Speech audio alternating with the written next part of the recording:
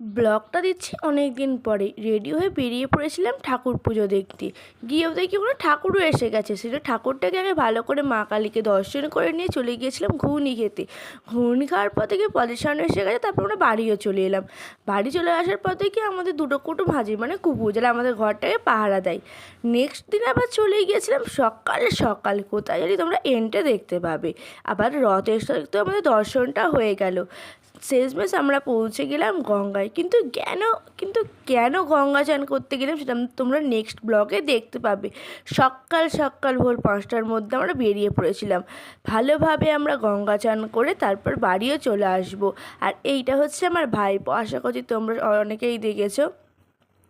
গঙ্গা চানটা কেন করতে গেলাম সেই ব্লগটা তোমরা দেখতে পাবে।